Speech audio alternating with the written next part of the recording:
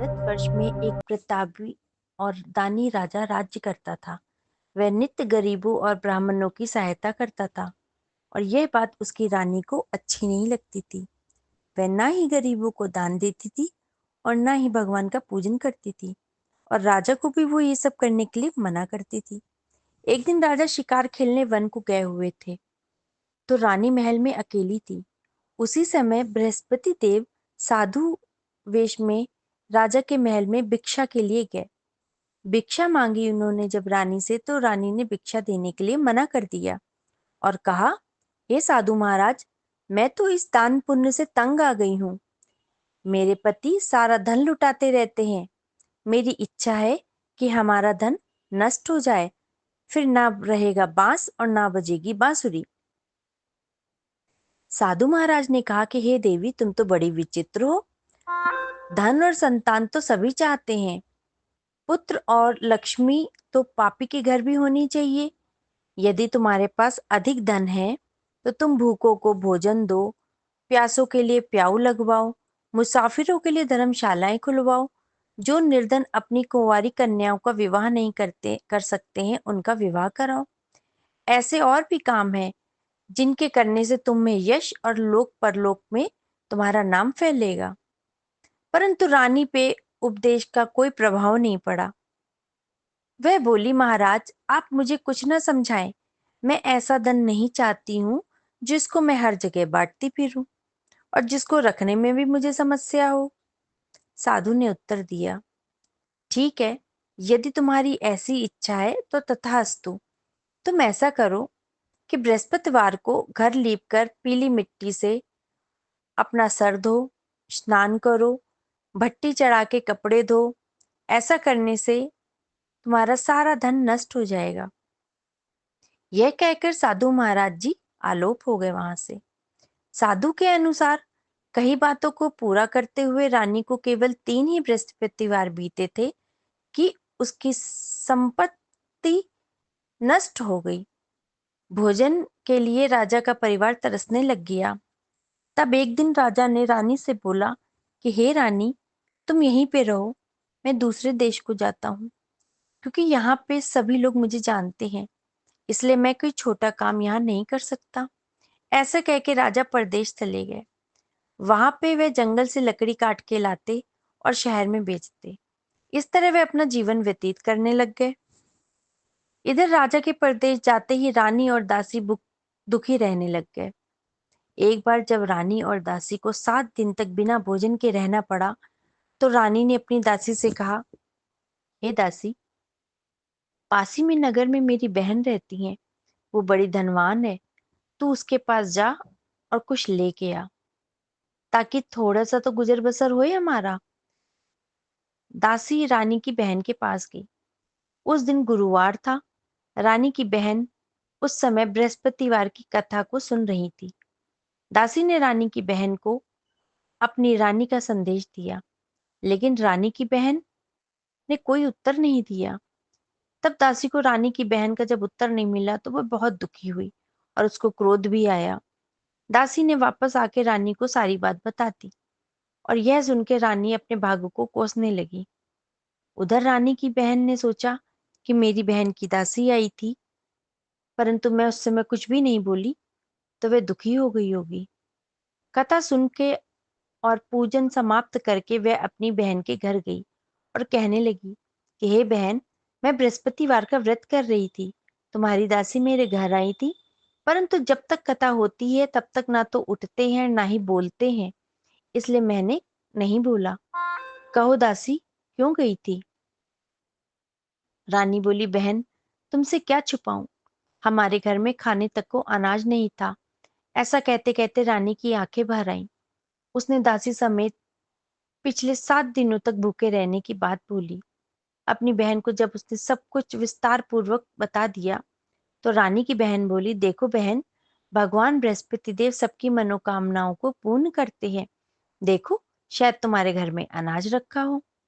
पहले तो रानी को विश्वास नहीं हुआ, पर बहन के आग्रह करने पे उसने अपनी दासी को अंदर भेजा तो उसको अनाज से भरा हुआ एक कलश मिला।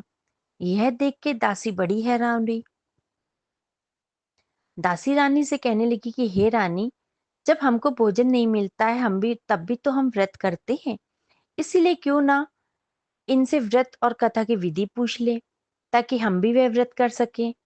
तब रानी ने अपनी बहन से बृहस्पति व्रत की कथा पूछी। उसकी बहन ने बताया कि बृहस्पतिवार के व्रत में चने की दाल और मुनक्के से विष्णु भगवान जी का केले की जड़ में पूजन करें तथा दीपक जलाएं, व्रत कथा सुने, पीला भोजन करें, पीले वस्त्र पहने, इससे बृहस्पति देव प्रसन्न होते हैं। व्रत और पूजन की विधि बता के रानी की बहन अपने घर लौट गई। 7 दिन के बाद जब गुरुवार आया तो रानी और दासी ने व्रत रखा, गुड़साल में जाके चना और गुड़ लेके आ गई। फिर उससे केले की जड़ तथा विष्णु भगवान जी का पूजन किया तथा पीला भोजन कहाँ से लेकर के आए। अब इस बात को लेकर दोनों बहुत दुखी थी। चूंकि उन्होंने व्रत रखा था, इसलिए बृहस्पति देव उनसे प्रसन्न थे। इसीलिए वे एक साधारण व्यक्ति का रूप धारण करके 2 थालों में सुंदर सा पीला भोजन दासी को दे गए। भोजन पाके दासी प्रसन्न हुई और रानी के साथ मिलके भोजन ग्रहण किया। उसके बाद वे सभी गुरुवार के व्रत और पूजन करने लगी। बृहस्पति देव भगवान की कृपा से वे फिर से उनके पास धन संपत्ति आ गई, परंतु रानी फिर से आलस्य करने लगी। तब दासी ने बोला, देखो रानी, तुम पहले भी इसी प्रकार से आलस्य करती थी। तुम्हें धन को रखने में कष्ट होता था, इस कारण सभी धन नष्ट हो गया, और अब जब भगवान बृहस्पति देव की कृपा से धन मिला है तो तुम फिर से आलस कर रही हो। रानी को समझाते हुए दासी कहने लगी कि बड़ी ही मुसीबतों के बाद हमने धन पाया है, इसलिए इसे हमें दान पुण्य में लगाना चाहिए, भूखे मनुष्यों को भोजन कराना चाहिए, धन को शुभ कार्यों में खर्च करना चाहिए, जिससे कि तुम्हारे कुल का यश बढ़े, स्वर्ग की प्राप्ति हो और पितृ प्रसन्न हो। दासी की बात मान के रानी ने अपने धन को शुभ कार्यों में खर्च करना शुरू कर दिया, जिससे कि पूरे नगर में उसका यश फैलने लग गया। बृहस्पतिवार की व्रत कथा के बाद श्रद्धा के साथ आरती भी करनी चाहिए। इसके बाद प्रसाद बांट के उसको ग्रहण करना चाहिए। एक दिन राजा दुखी होकर जंगल में एक पेड़ के नीचे आसन जमा के बैठ गया और वे अपनी दशा को याद करके व्याकुल होने लगा। बृहस्पतिवार का दिन था। एकाएक उसने देखा कि निर्जन वन में एक साधु प्रकट हुए हैं। वे साधु वेश में स्वयं बृहस्पति देवता थे। लकड़हारे के सामने आके बोले, हे लकड़हारे, इस सुनसान जंगल में तुम क्यों चिंतामग्न बैठे हुए हो? लकड़हारे ने दोनों हाथ जोड़े और प्रणाम किया और उत्तर दिया, महाराज, आप तो सब कुछ जानते हैं, मैं आपसे क्या कहूँ। यह कह के वह रोने लग गया और साधु को अपनी आत्मकथा सुना दी। महात्मा जी ने कहा, तुम्हारी स्त्री ने बृहस्पतिवार के दिन बृहस्पति भगवान जी का निरादर किया है, जिससे कष्ट तुम्हारे ऊपर आए हैं। भगवान बृहस्पतिवार तुमसे रुष्ट हो गए और तुम्हारी ये दशा हो गई। अब तुम चिंता करो, जो भी तुम्हारी चिंताएं थी सब खत्म हो जाएंगी।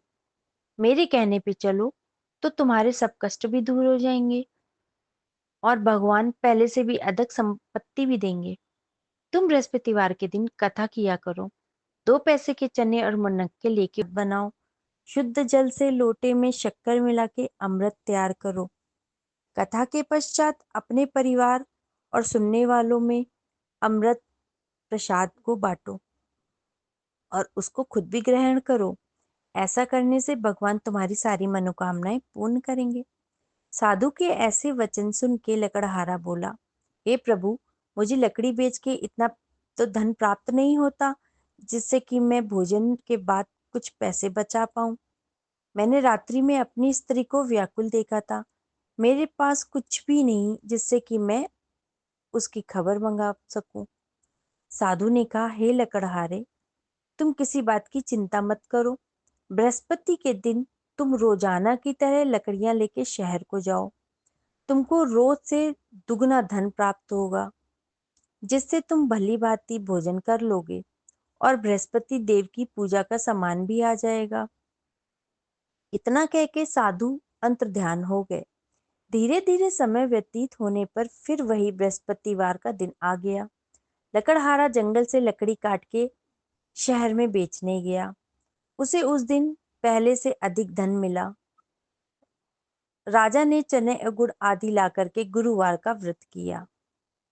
उस दिन से उसके सभी कलेश दूर हो गए। परंतु जब दोबारा गुरुवार का दिन आया तो बृहस्पतिवार का व्रत करना वह भूल गया। इसके कारण बृहस्पति भगवान नाराज हो गए। उस दिन उस नगर के राजा ने विशाल यज्ञ का आयोजन किया और शहर में ये घोषणा कराई कि कोई भी मनुष्य अपने घर में भोजन नहीं बनवाएगा और ना ही आग जलवाएगा। समस्त जनता मेरे यहाँ भोजन करने आवे। इस आज्ञा को जो ना मानेगा उसे फांसी की सजा दी जाएगी। इस तरह घोषणा पूरे नगर में करवा दी गई। राजा की आज्ञा अनुसार शहर के सभी लोग भोजन करने गए, लेकिन लकड़हारा कुछ देर से पहुंचा, इसलिए राजा उसको अपने साथ घर लिवा ले गए और ले जाके भोजन करा रहे थे। तो रानी की दृष्टि उस खूंटी पे पड़ी जिस पे उसका हार टंगा हुआ था और वह वहां दिखाई नहीं दिया। रानी ने निश्चय कर लिया कि मेरा हार इस मनुष्य ने चुराया है और उसी समय सिपाहियों को बुला के उसको कारागार में डलवा दिया। जब लकड़हारा कारागार में पड़ गया तो वह दुखी होकर विचार करने लगा कि ना जाने कौन से पूर्व जन्म के कर्म से मुझे यह दुख प्राप्त हुआ है, और उसी साधु को याद करने लगा जो जंगल में उसको मिले थे। उसी समय तत्काल बृहस्पति देव साधु के रूप में प्रकट हुए और उसकी दशा देख के कहने लगे, अरे मूर्ख, तूने बृहस्पति देव की कथा नहीं करी, इस कारण तुझे दुख प्राप्त हुआ है। अब चिंता मत कर, बृहस्पतिवार के दिन कारागार के दरवाजे पे 4 पैसे पड़े मिलेंगे, उनसे तू बृहस्पति देव की पूजा करना, तेरे सभी कष्ट कलेश दूर हो जाएंगे। बृहस्पतिवार के दिन उसे 4 पैसे पड़े मिले। लकड़हारे ने कथा कही और उसी रात्रि को बृहस्पति देव ने उस राजा के स्वप्न में जाके कहा, हे राजा, तुमने जिस आदमी को कारागार में बंद किया है वह निर्दोष है, वह राजा है, उसे छोड़ देना। रानी का हार उसी खूंटी पे लटका है, अगर तुम ऐसा नहीं करोगे तो मैं तेरे राज्य को नष्ट कर दूंगा। इस तरह रात्रि के स्वप्न को देख के राजा प्रातःकाल उठा और खूंटी में हार देख के उसने लकड़हारे को बुलाया और क्षमा मांगी और लकड़हारे को योग्य सुंदर वस्त्र और आभूषण देके विदा कर दिया। बृहस्पति देव के आज्ञा अनुसार लकड़हारा अपने नगर को चला गया। राजा जब अपने नगर के निकट पहुंचा तो उसे बड़ा आश्चर्य हुआ। नगर में पहले से अधिक बाग, तालाब, कुएं, बहुत सारी धर्मशालाएं और मंदिर बने हुए थे। राजा ने पूछा, यह किसके बाग और धर्मशाला है? तब नगर के सब लोग बोलने लग गए कि यह सब रानी और बांदी ने किया है। तो राजा को बड़ा आश्चर्य हुआ और गुस्सा भी आया। जब वह रानी ने यह खबर सुनी कि राजा आ रहे हैं तो उन्होंने दासी से कहा कि हे दासी, देख राजा हमको कितनी बुरी हालत में छोड़ के गए थे, हमारी ऐसी हालत देख के वो लौट ना जाए, इसीलिए तू दरवाजे पे खड़ी हो जा। आज्ञा अनुसार दासी दरवाजे पे खड़ी हो गई। राजा आए तो उन्हें अपने साथ लिवा लाई। तब राजा ने क्रोध करके अपनी रानी से पूछा कि यह धन तुम्हें कहाँ से प्राप्त हुआ है? तब रानी ने कहा कि हमें यह सब धन बृहस्पति देव के इस व्रत के प्रभाव से प्राप्त हुआ है। तो राजा ने निश्चय किया कि 7 रोज बाद तो सभी बृहस्पति देव भगवान का पूजन करते हैं, परंतु मैं प्रतिदिन दिन में 3 बार कहानी और रोज व्रत किया करूंगा। अब हर समय राजा के दुपट्टे पे चने की दाल बंधी रहती तथा दिन में 3 बार कहानी कहता। एक रोज राजा ने विचार किया कि चलो अपनी बहन के यहाँ हो आते हैं। इस तरह निश्चय कर राजा घोड़े पे सवार हो अपनी बहन के यहाँ चलने लगा। मार्ग में उसने देखा कि कुछ आदमी एक मुर्दे को लेके जा रहे हैं। उन्हें रोक के राजा ने कहा, अरे भाइयों, मेरे बृहस्पति देव भगवान की कथा सुनते जाओ। तो वे बोले, लो, हमारा तो आदमी मर गया है ना, इसको कथा की पड़ी हुई है। परंतु कुछ बोले कि अच्छा कहो, हम तुम्हारी कथा भी सुनेंगे। राजा ने दाल निकाली और अपनी कथा सुनानी शुरू कर दी। अभी आधी ही कथा हुई थी कि मुर्दा हिलने लग गया, और जैसे ही कथा समाप्त हुई तो राम राम करके मनुष्य उठ के खड़ा हो गया। आगे मार्ग में उसे एक किसान खेत में हल चलाता मिला। राजा ने उसे देखा और उससे बोला, अरे भाई, मेरी बृहस्पतिवार की कथा सुन लो। किसान बोला, जब तक मैं तेरी कथा सुनूंगा तब तक 4 हरैया जोत लूंगा। जा अपनी कथा किसी और को सुना। इस तरह राजा आगे चलने लग गया। राजा के हटते ही बैल पछाड़ खा के गिर गए और किसान के पेट में बड़ी जोरों का दर्द होने लग गया। उसी समय उसकी माँ रोटी लेके आई थी। उसने जब यह देखा तो अपने पुत्र से सब हाल पूछा, और बेटे ने सभी हाल कह दिया। तो बुढ़िया दौड़ी दौड़ी उस घुड़सवार के पास गई और उससे बोली कि मैं तेरी कथा सुनूंगी, तू अपनी कथा मेरे खेत पे चल के कह। राजा ने बुढ़िया के खेत पे जाके कथा बोली, जिससे सुनते ही वे बैल उठ के खड़े हो गए और किसान का पेट का दर्द भी बंद हो गया। राजा अपनी बहन के घर पहुंचा। बहन ने अपने भाई की खूब मेहमानी की। दूसरे रोज प्रातःकाल राजा जगा तो वह देखने लगा कि सब लोग भोजन कर रहे हैं।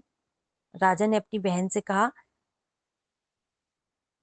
कि हे बहन, ऐसा कोई मनुष्य है जिसने भोजन ना किया हो और वो मेरी बृहस्पतिवार की कथा सुन ले? तो बहन बोली कि हे भाई, यह देश ऐसा ही है।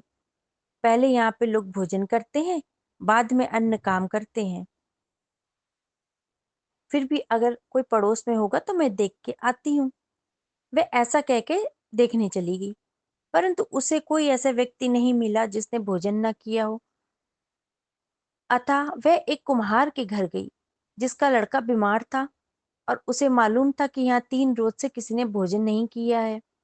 रानी ने अपने भाई की कथा सुनने के लिए कुम्हार को कहा तो वह तैयार हो गया।